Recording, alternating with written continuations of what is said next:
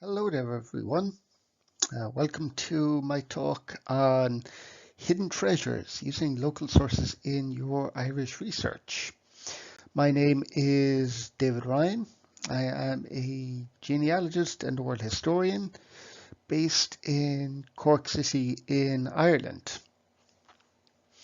Now, just before we really get started, a very quick disclaimer, just so that you're aware that anything that comes up in this video and any thoughts, views, and opinions that I express are mine, and please do not blame Family Search International or Roots Tech for anything that I say in this. What will we be talking about when it comes to local sources and Irish genealogy? First up, I will be looking at some of the advantages of using these local sources in your research. How would you go about actually finding these local sources?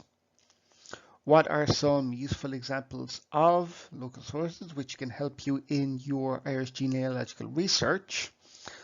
And what should you look out for when using local repositories in your research? Well, what are some of the advantages of using local sources in your Irish research? First up, local sources typically are not found on the bigger subscription genealogy websites. There are, of course, some exceptions to this.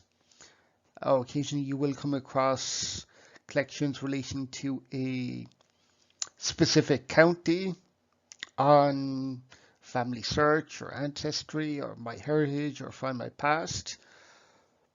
But for the most part, you will have to actually look towards local repositories for them.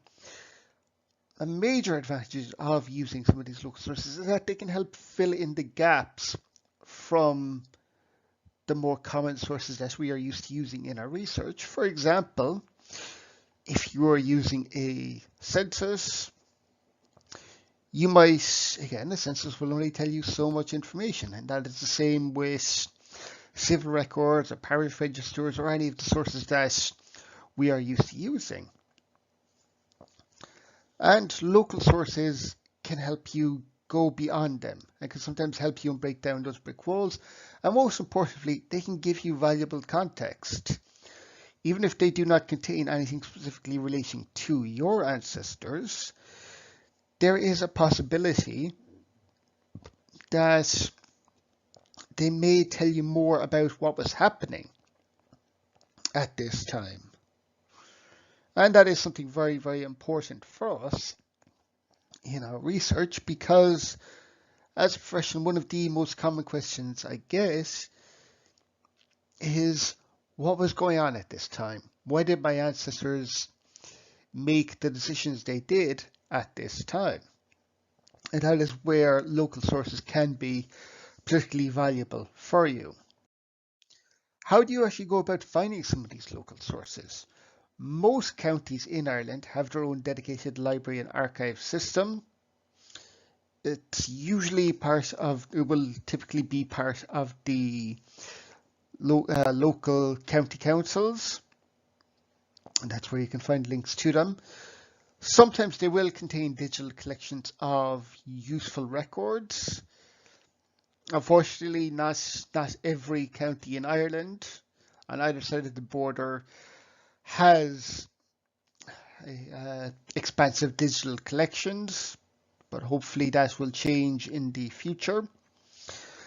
Many local historical genealogical societies in Ireland will produce some sort of journal or possibly a blog, or maybe even just a digital newsletter of some sort. And this can contain some very, very useful information for your research.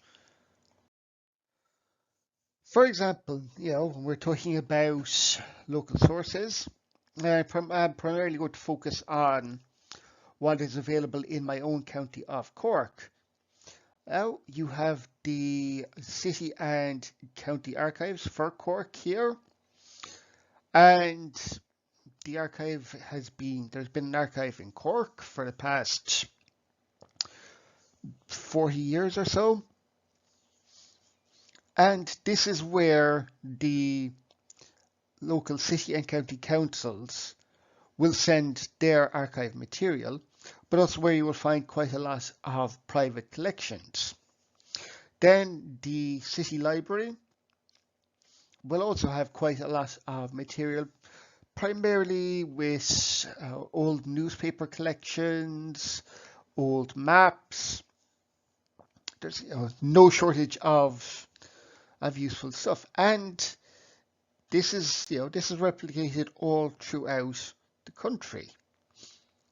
Again, some counties may not advertise their collections, but they do exist.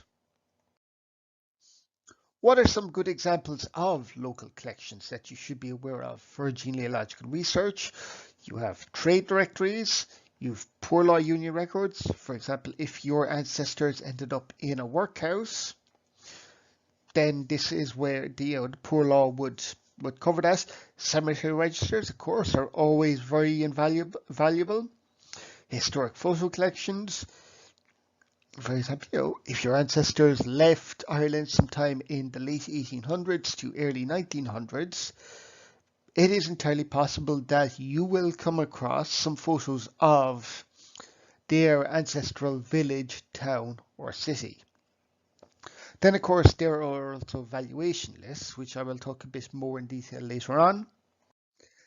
Starting off, we have the trade directories, and this is the cover of one of them from 1903.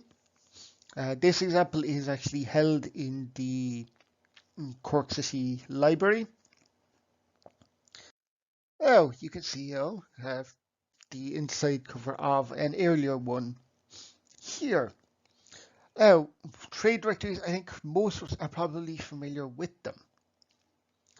One advantage of them is that they can help you, they can give you more information than you might find in a census.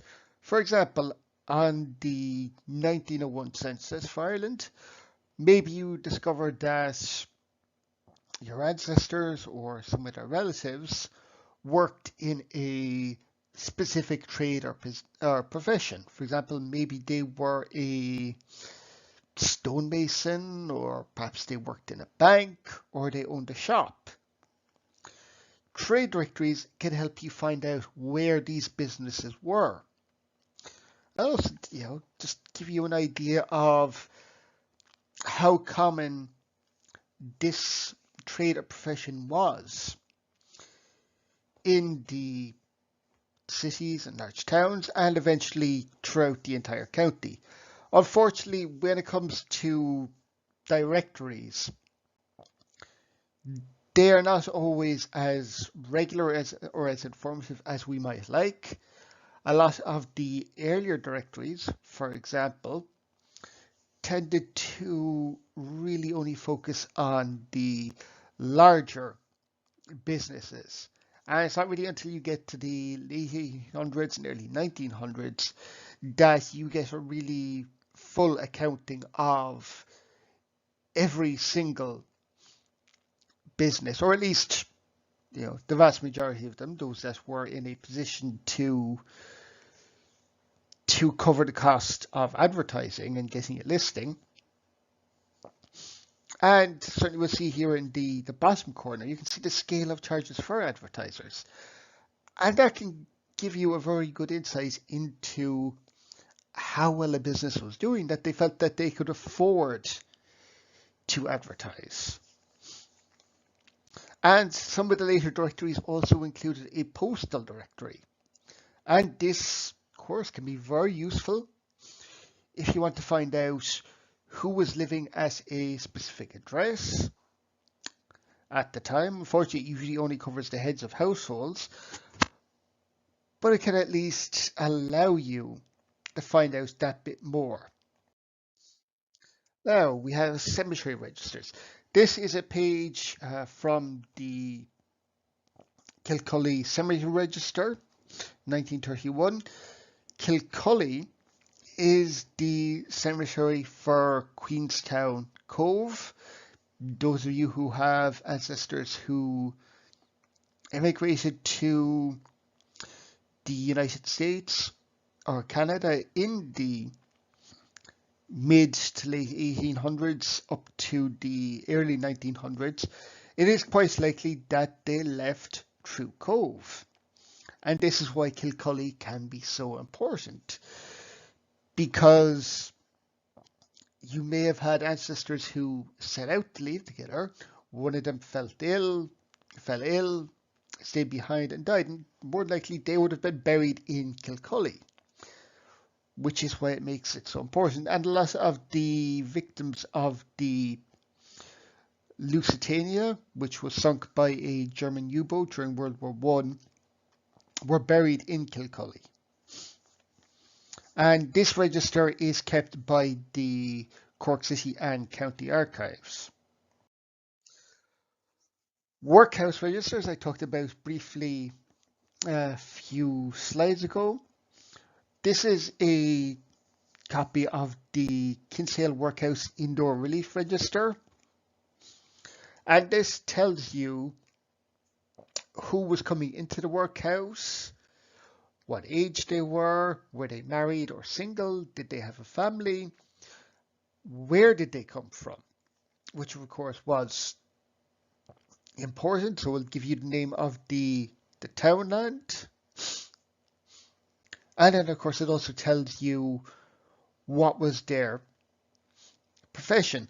And these surviving registers are extremely important because workhouses weren't just where people went to die. Workhouses were also very central to the process of assisted emigration. For example, there were a number of schemes set up for sending young single women out to places like Australia. And I believe, of course, there were also a number of assisted immigration schemes for the US and Canada as well. And it is entirely possible that your ancestors went into the workhouse, they were there for a few weeks or a few months, and then they were given the option of emigrating to a new life elsewhere. And these workhouse registers can be very important for at least confirming that is what happened. Unfortunately, we do not have a lot of surviving workhouse registers for Ireland. It is rare to find a complete set. For quite a lot of them, you might only find the Board of Guardians minute books, which were just the governing body for the workhouses, and that isn't always useful for genealogy unless your ancestors did something that brought them to the attention of the Board of Governors. Old photos are, I think we all love looking at old photos of where our ancestors came from. This is the Cold Quay Market in Cork City in 1904. And there is still an open air market on the Cold Quay throughout the year, particularly at Christmas, although it's nowhere near as packed as it is now. But the street itself hasn't changed all that drastically since then. Yeah, a lot of these buildings are still standing. And old photos can be very useful in giving you practice in dating them. For example, maybe you know that your ancestors were part of maybe they were, they had a stall at a market, or perhaps this is where your ancestors bought a lot of their clothing and a lot of their food throughout the year. I mean, keep in mind that for a lot of our ancestors, especially those who came from poor backgrounds, the stores on Main Street, they would not have been welcomed there as such. They would not have been able to afford the goods available there. So these markets were or where they probably did a lot of their shopping.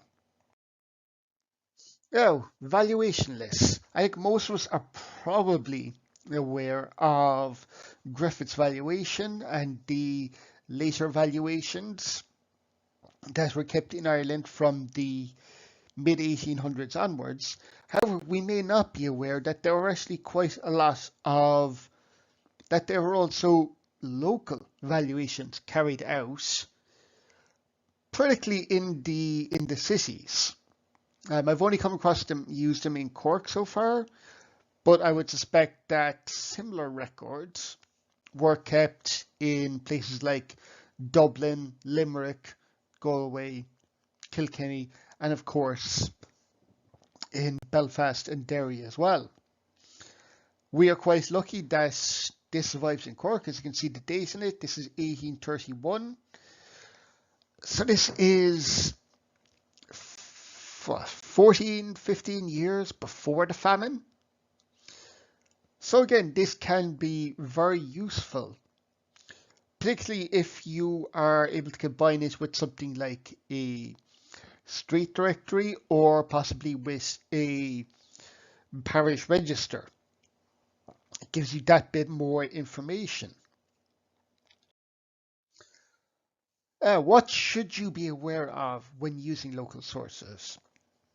Again, which I think is an issue that I think is common throughout the world, is that counties with large urban areas often generated more records. So this can be a problem if you are looking for someone in a county like Mayo or Sligo, which was historically poor, didn't really have as many large towns. You might find it harder to find, reliable local records. Some counties will have better online resources. In my experience, I found that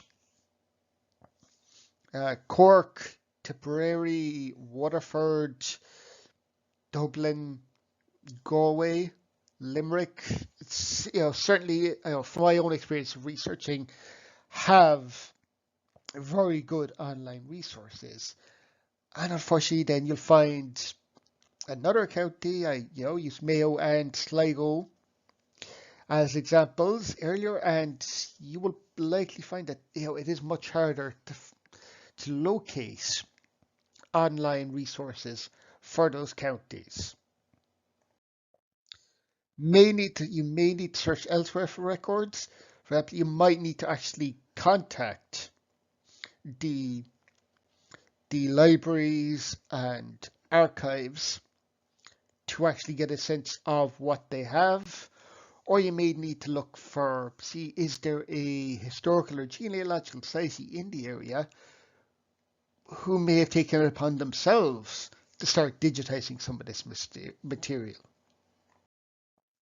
Unfortunately, there is no single database for Ireland detailing local collections. There are some websites which just list the locations of local archives and libraries, but nobody has really set out to sort of say, okay, this is what's online for each of these counties and this is where to find it. Maybe eventually someone will get around to it. Oh, in conclusion, local sources are very valuable for our research, but they often get overlooked because they're not on the larger websites, or maybe if they are there, they haven't quite been indexed yet. So we just don't know that they exist. Records such as directories, maps, etc. can help fill in gaps in our research and provide valuable context. The lack of online collections and catalogues can sometimes make research into certain counties in Ireland difficult. Not necessarily impossible. There will always be some records surviving, but it just means that you may need to get in contact with someone who is actually based there to go along in person and conduct research on your behalf, or wait until you can actually visit yourself. Now, there are a number of useful websites which can at least give you information and contacts. For example, Libraries of Ireland is the sort of umbrella website for all of the local county libraries in Ireland. The Federation of Local Historical Societies contains listings for various local historical and genealogical societies throughout Ireland. The Irish Archives Resource, again, it's sort of the governing body for Irish archives, and again will contain contact details for them. Irish Genealogy Toolkit is a website set up by Claire Santry, who also runs Irish Genealogy News. And this just provides a lot of very useful guides for researching in Ireland. Irish Genealogy Projects, this has been around for quite some time. It is sort of a collection of genealogy projects for various counties. Some are better, some are more up to date than others. Some have been archived because whoever was working on it had stepped down, or perhaps they are no longer with us. But it can be a very useful starting point. So with that, I want to thank you for listening. I hope this was informative for you. If you have any queries or just looking for any information, feel free to get in contact with me. You can see the link to my website there. You can also find me. You can also email me directly if you have a specific question. And then I'm also on Twitter, although be aware I do not always post about genealogy as much as I should. It does tend to be taken up with cute dog pictures more often than not. So thank you very much. I look forward to hearing from you.